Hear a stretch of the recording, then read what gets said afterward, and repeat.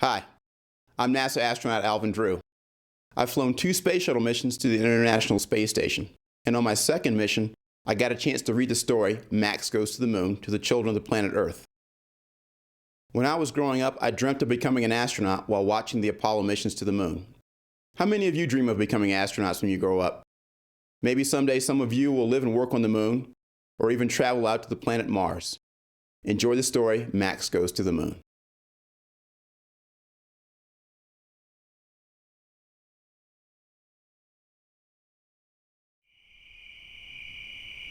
Look, I can see the moon.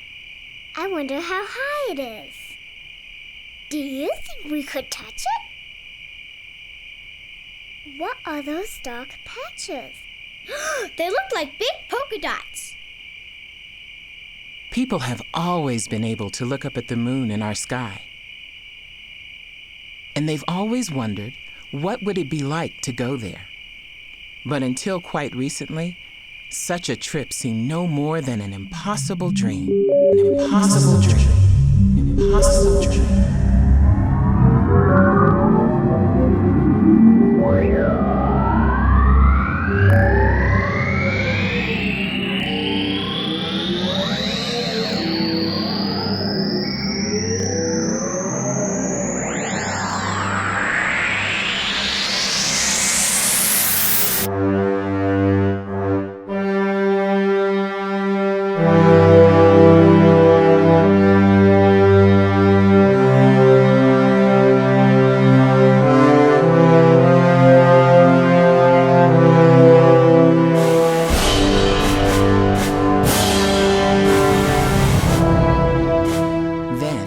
In 1961, President John F. Kennedy laid down a challenge.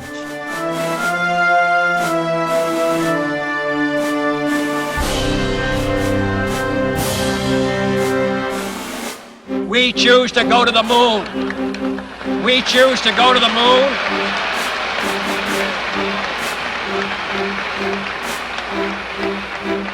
We choose to go to the moon in this decade and do the other things. Not because they are easy, but because they are hard. Because that goal will serve to organize and measure the best of our energies and skills. Because that challenge is one that we're willing to accept, one we are unwilling to postpone, and one we intend to win, and the others too. 8 years later, we were on our way.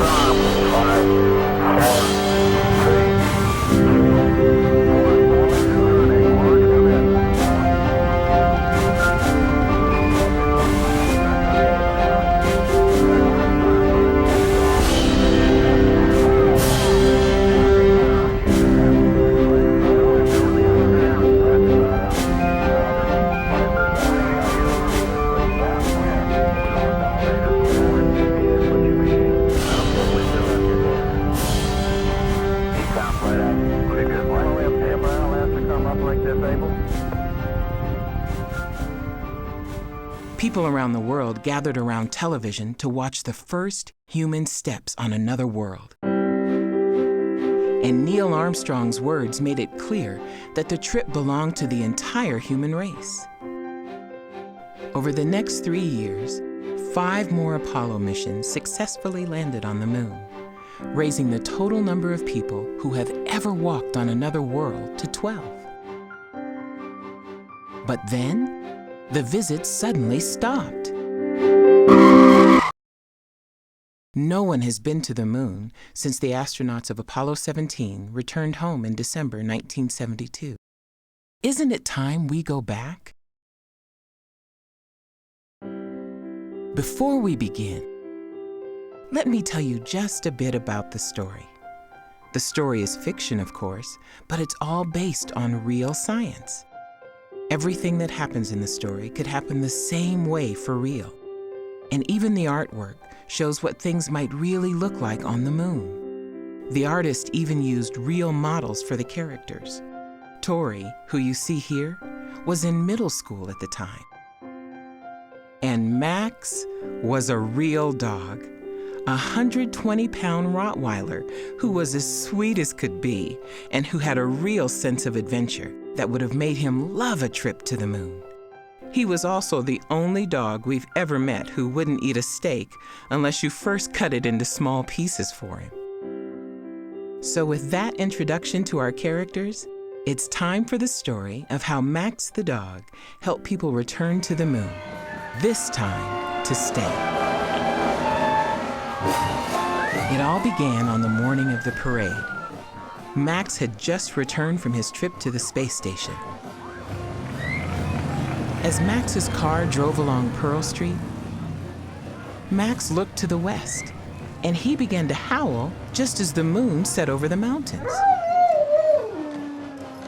In truth, Max howled because he heard a siren. He always howls at sirens. But the TV reporters didn't know that, so they thought he was howling at the moon. A reporter spotted Max's friend Tori. "Why did Max howl at the moon?" he asked. "I'm not sure," said Tori. "Maybe it's because he wants to go there." Wait! Don't turn the page yet.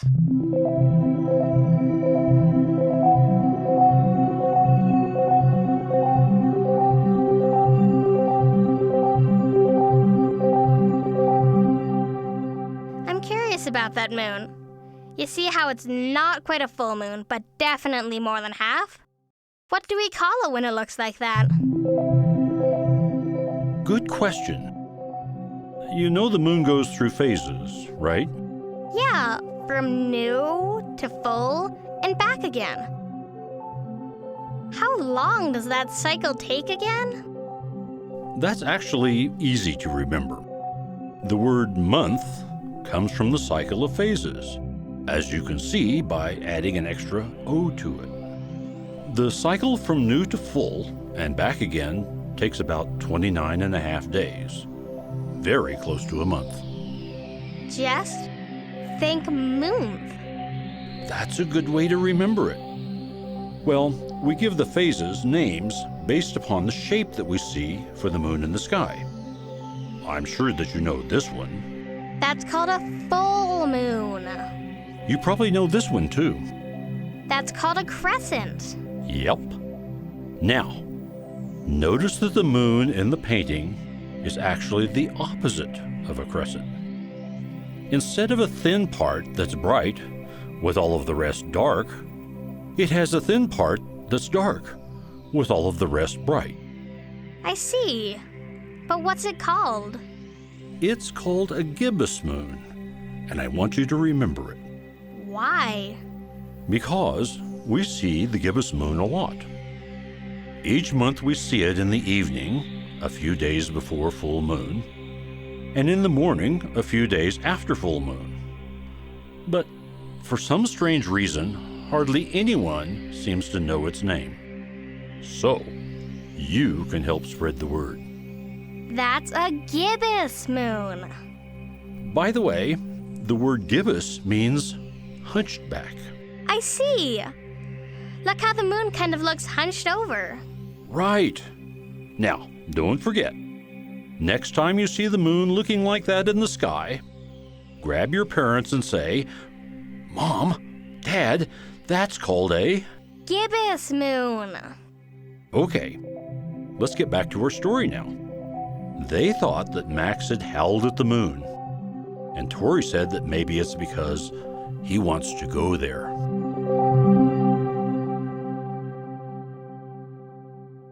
Well, Tori's maybe was good enough for TV. By the next day, Max's dream of going to the moon was all over the news. And because no one had been to the moon in a long time, it seemed like it was about time for someone, or some dog, to go. It's not easy to go to the moon. It takes big rocket engines to get a spaceship off Earth.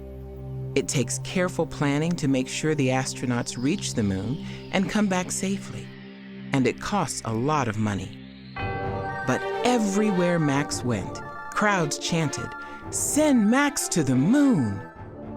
People wrote letters to the president. So, a new moonship was built and assembled at the space station.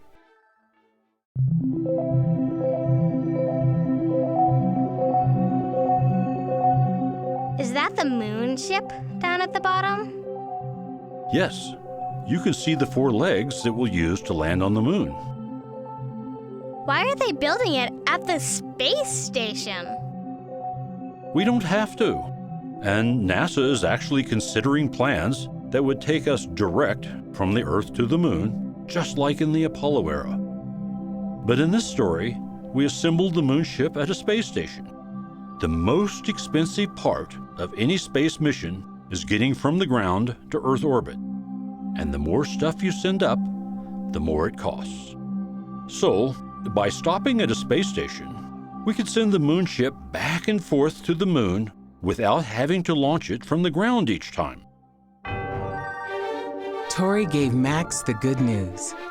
"You are going to go to the moon," she said. "I sure hope they let me come with you."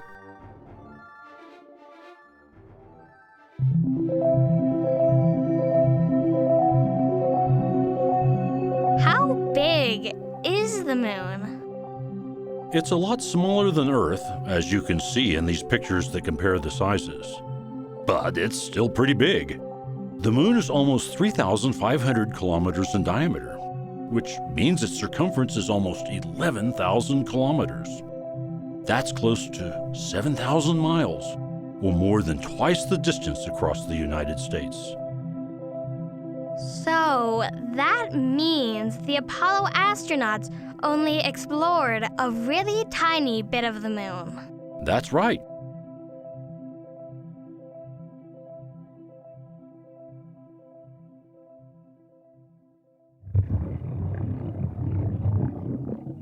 Max went into astronaut training again. The other astronauts were glad to have Max back. Max made the long training session seem fun. Fetch, Max. Somehow, he always managed to find a stick. Good boy, Max. He loved to play fetch while the astronauts trained in the water tank. He also loved to play tug-of-war. And guess who always won? I'm guessing it was Max. Good guess. But can I tell you a secret? What? Max really did love to play tug-of-war. And he was so big and strong that he beat every grown-up he ever played against. But when he played tug-of-war with a kid, well, he loved kids so much that he always let the kid win. Tori thought that Max should know a little history before his trip. So she told Max about the first astronauts who went to the moon. Listen carefully, Max. Neil Armstrong and Buzz Aldrin were the first people to walk on the moon. Their mission was called Apollo 11. They landed on the moon on July 20th, 1969. Neil Armstrong stepped out first. Do you know what he said when he took his first moon step? Yes, I remember from the clip we saw at the beginning. He said, "That's one small step for a man, one giant leap for mankind." Do you understand, Max? Max barked, and Tori took that as a yes. Good boy, Max, said Tori.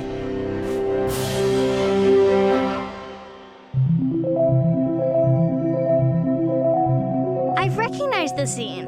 There's Armstrong and Aldrin, and there's the lunar lander. Yes, but look closely at the flag.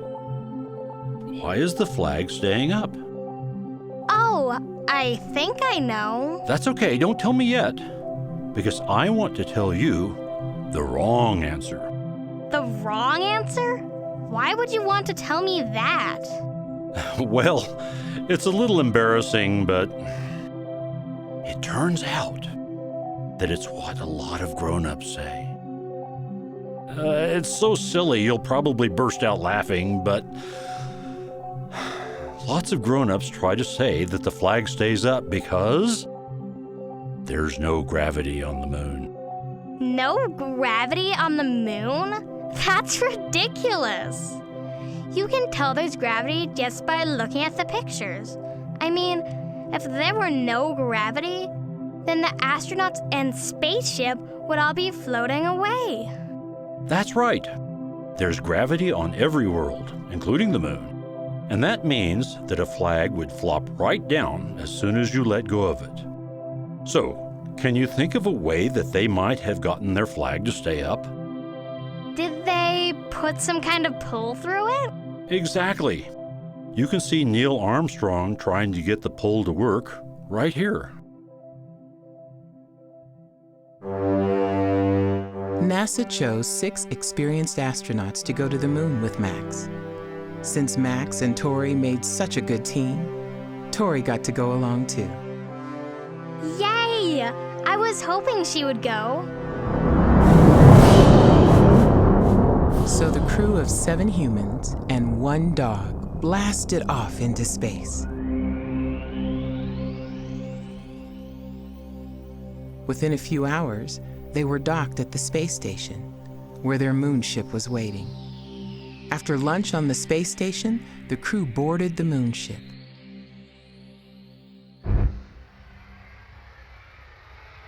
The crew fired the moonship's rocket engines to gain speed, leaving Earth orbit. Once on their way, they turned off the engines and coasted toward the moon. The trip took a little more than 2 days. Does it really take 2 days to get there? I thought the space shuttle can enter orbit in just a few minutes. It really does take 2 days. But you're right about the space shuttle, too. Most people don't realize it, but the moon is almost 1,000 times farther from the Earth's surface than where the space shuttle and the space station orbit. To scale, the difference between going to the space station and going to the moon is as great as the difference between a walk across Central Park in New York and a walk across the United States. Soon, the moon loomed large in the window, with the Earth far behind. The crew turned the ship around, so firing the rocket engine slowed it down. As the moonship neared the surface, the blast from its engines kicked up a cloud of moon dust. Then, it settled gently onto the moon. Max was so excited about reaching the moon that the crew had a hard time getting his spacesuit on. It took 3 of them just to hold Max while the others pulled the spacesuit over his legs. Tori made sure that Max's tail went in the right place. Then they closed all the buckles and attached his helmet. Finally, they checked carefully to make sure that the spacesuit was airtight.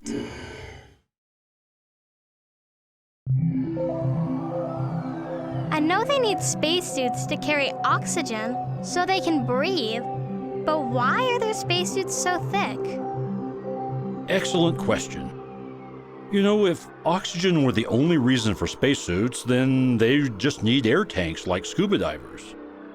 But spacesuits do a lot more. On Earth, our atmosphere not only gives us air to breathe, but it also protects us from dangerous radiation from space. It moderates temperatures and provides the pressure that our bodies are adapted to. The lack of air on the moon means that any one of those things could kill you, unless you had the protection of a full spacesuit. I get it, but wait, what about those cartoons I've seen where dogs and people go to the moon with only a helmet? Oh, it's so tragic. But now you know the truth. When they opened the airlock, Max jumped out.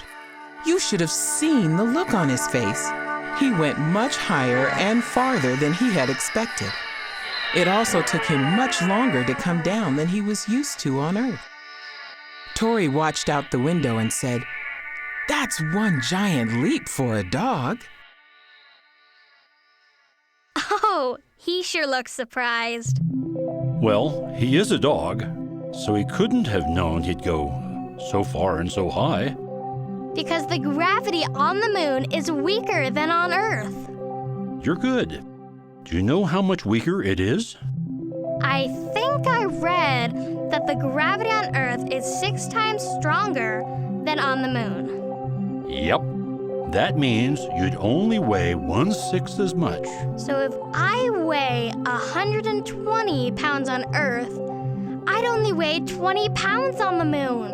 And you could lift 6 times as much as you can lift on Earth. Hey, I could bench press my dad. And you could jump 6 times as high and 6 times as far as you can on Earth. I could dunk a basketball. Better than that. Let's say you could jump 2 feet off the ground here on the Earth. Then, on the moon, My feet would be 6 times 2 equals 12 feet off the ground. and a basketball hoop is only 10 feet off the ground. So you could jump completely over the hoop. How soon can we go play basketball on the moon? For posterity, the astronauts fenced off the spot where Max made his first paw prints on the moon. There is no wind or rain on the moon, so those paw prints are still there today.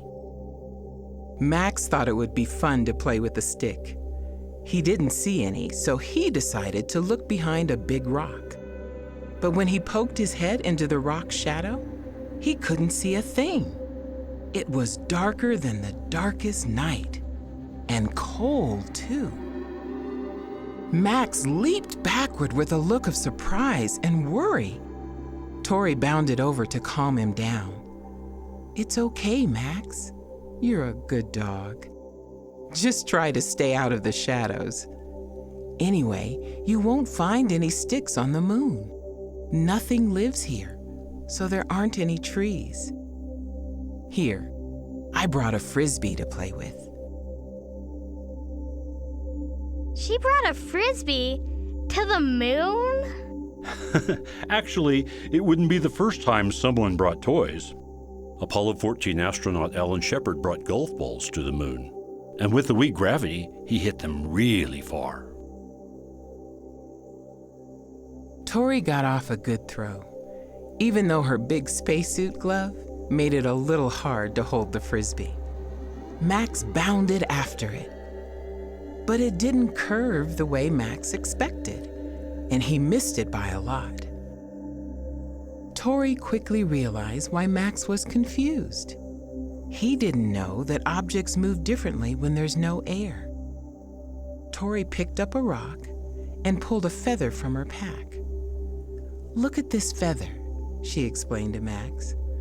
"On Earth, the air would make it float gently to the ground.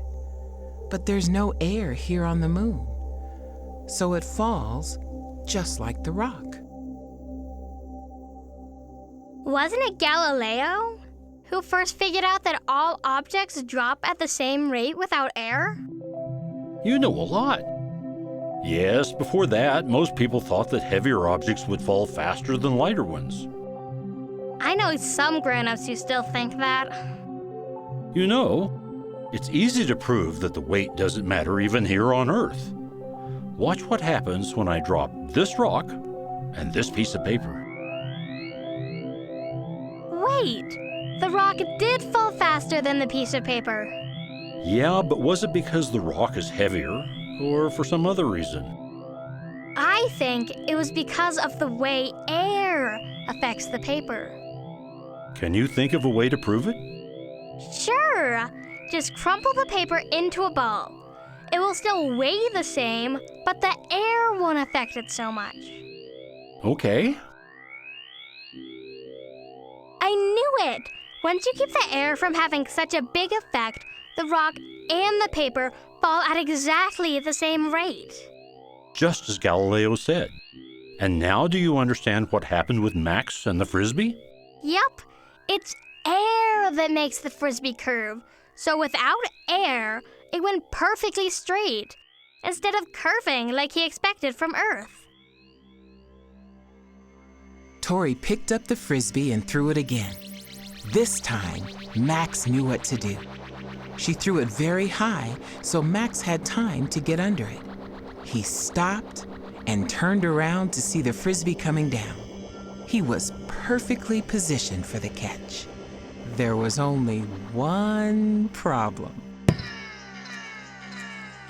Max, Tori, and the astronauts had plenty of work to do for the next few days. They collected moon rocks for science, and they set up telescopes to study distant planets and stars. But most of all, they loved gazing upward at Earth, which seemed to hang in one place in the sky. Look, it's a crescent Earth. But I have another question. What can we learn from moon rocks? A lot. If you study a rock carefully enough, you'll find it holds all sorts of clues that tell you about its formation. The rocks brought back by the Apollo astronauts helped scientists come up with their best guess about how the moon was formed. 4.5 billion years ago, shortly after Earth formed, we think that an object the size of Mars slammed into our planet, which blasted much of its outer layers into space. By programming the mathematics of collisions into computers, scientists have found that the debris could have collected in Earth's orbit, forming our moon. Cool. Soon, the longer shadows told Max and the crew that darkness was coming. It was time to leave. Once everyone was aboard the moon ship, Max and Tori waved goodbye to the moon, and the crew closed the door. They fired the rocket engines and blasted off the moon. Just 12 days after leaving Earth, Max, Tori, and the rest of the astronauts were back on the space station. Wait, didn't you just say that darkness was finally coming? Yes? But you said they've been away for 12 days, which means they have been on the moon for about 10? Yes. So are you telling me the daytime lasts more than 10 days on the moon? Actually, day and night each last about 2 weeks on the moon. And it's because of a special way that the moon rotates. You know how on Earth we always see the same face of the moon? Yes, that's why we always see the same features of the man in the moon, and we never see the far side. That's right. Now, watch this animation that shows the moon going around the Earth. Notice that the moon completes one rotation in the same amount of time that it completes one orbit. And since it takes the moon about a month to complete each orbit, then it also takes a month for each rotation. And a full moon day means 2 weeks of daylight and 2 weeks of night. You're good. And can you also see why the story said earlier that Earth hangs in one place in the sky? I do, since we always see the same face of the moon. Wherever you are on the moon, you'll always see Earth staying in the same place in the sky. That means we just see Earth hanging there and going through its own phases. Back on Earth, billions of people watched Max's trip on the news. Everyone talked about it. Some grown-ups said the trip wasn't worth the money it cost. But children understood the excitement of it all. They asked their parents to help send Max to the moon again. But this time, to build a big colony where many children could go visit him and learn about the universe. Maybe I'll start my own petition for real. The children were so convincing that all the nations of the world decided to work together to build a big dome colony on the moon. The domes covered homes, offices, and of course, the University of the Moon. They were filled with air so that no one needed a spacesuit inside. Food grew in greenhouses and water was carefully recycled. Where would we get all the water? Great question. You know, even though no one has been back to the moon since Apollo, we've sent robotic spacecraft to study the moon from orbit. And just recently, scientists discovered that there's frozen water in craters near the South Pole. A lot of scientists think that these craters would be the best place to build a moon colony, since we wouldn't have to transport the water very far. Outside the domes, astronauts built great telescopes to observe the universe. Students and scientists made important new discoveries almost every day. The building of the moon colony also changed a lot of things back on Earth. Children tried to learn more in school in hopes that they might get to attend the University of the Moon. Grown-ups saved their money for tourist trips to the moon. I want to go to college at the University of the Moon. And I'll bring the rest of the family up for spring break. Most importantly, the beautiful views of Earth from the moon made everyone realize that we all share a small and precious planet. Do you see what I see when I look at our precious planet in this painting? Do you mean the fact that we're seeing more than half of it, but it's not quite full? Which means that its face is... everybody? Of course, none of it would have happened without Max. Max was glad that he had been so helpful, but he was not the type of dog to stop at that. It's a big universe out there. Where would he go next?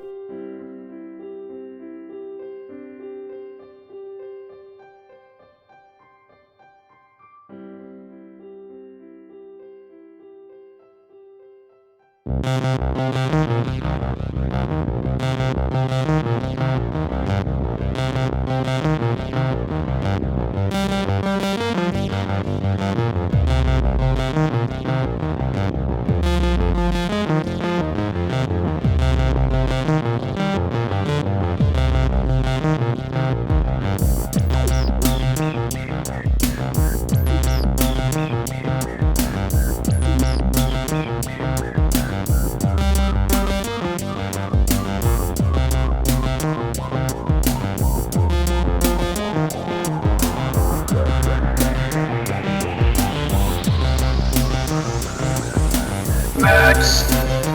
He's sniffing out facts. He's making tracks. Way to go, Max. You're a good boy, Max.